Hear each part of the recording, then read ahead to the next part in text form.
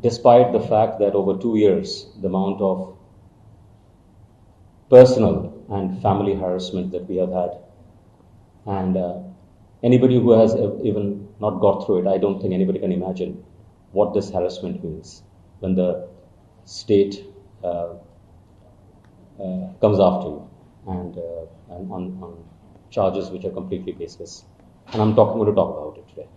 But the more reason why I came out today is because, unfortunately, due to the recent developments regarding this case, my name is all over, and which is impacting as a professional. The only thing that we earn in life is our reputation. That's the only thing that we have earned in our life. And my reputation has been smothered. My family is going through the coals, been driven through the coals. More importantly, I'm seeing what's happening to the industry, because I have my industry friends who are calling up and saying, and why should anybody be doing such projects with anybody, with the government? Because if this is what the outcome of these things going to be. And last but not the least are the 213,000 students who are out over there, who have been trained, certified, doing jobs, and their certification is now being brought into question. It is not an individual versus individual. I could have taken the beating. My family could have taken the beating. But when I look at and when I see the amount of people who are contacting me on my personal media and asking for a statement, I thought it's important that I come out, and I've never done this before, so I would love to take your indulgence to listen me through and pose me your questions. I'm going to strictly talk about only the project, the role that Siemens played, the role that I played, and the successful implementation of this project. Let me give you a little background of this project. What's the reason of these projects?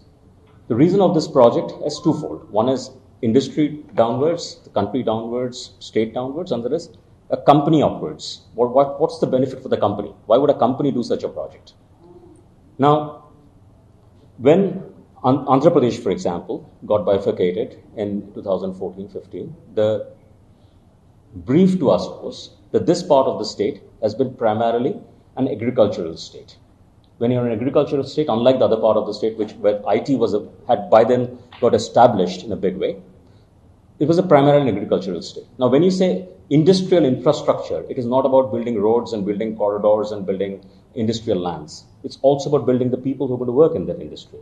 You can't have an industrial infrastructure without people being ready in this state. And for an agricultural infrastructure state, this is an impossible task of impossibility. And that is what the vision of the state government was, which was told to us, based on which we did a market research. We found out the gaps. We aligned with the state government's industrial policy, and the entire scope of the project was decided.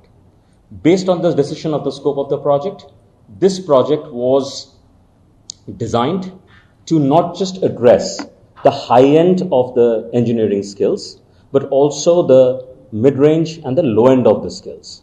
In the parlance of industry, it is called the white collar, blue collar, gray collar, and rust collar workforce. And that's the reason why there are center of excellences, there are technical skill development institutes, and so on and so forth. Established over 40 locations. Initially it was 36, it was extended without any change of any additional payment. It was extended over 40 locations, where over 200 plus labs have been set up. These centers span over 250,000 square feet and more. I don't know the latest numbers. And till 2021, 213,000 students have been trained, certified, and all their details are available in the system.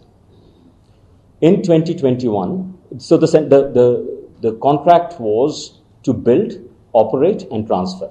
Build, then operate for 2 years, handhold for 1 year, and then transfer this at the end to the government. All of the phases has been completed. In fact, it took more than 3 years, not thanks to COVID. The center was additionally run.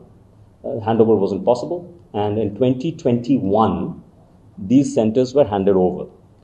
40 booklets for each of these centers with complete stock register, co-signed by Design Tech, who was the system implementation for the project, with APSSDC, representing the state government, and with the center head, which is the principal of the college, have been signed and have been handed over to the government. At the end of the successful implementation of this project had received letter of commendation from APSSDC saying, great job done. And I'm talking about 2021. On the same 2021, the letter of commendation has come from the managing director of APSSDC, not some officer. I was not in Siemens. This is my after knowledge. 2018, I left. I had no understanding of what was happening. On the same 2021, there's another side of APSSDC, which, for reasons unknown, and I would be very curious to know what was the internal trigger, that while the managing director is giving a letter of commendation based on successful handover and successful completion of this project, would somebody want and come and do an investigation which never ever did a single visit of any of these centers and did any single verification of this project and said this project is bogus, based on which an FIR was launched and rest is history. You all know what has happened.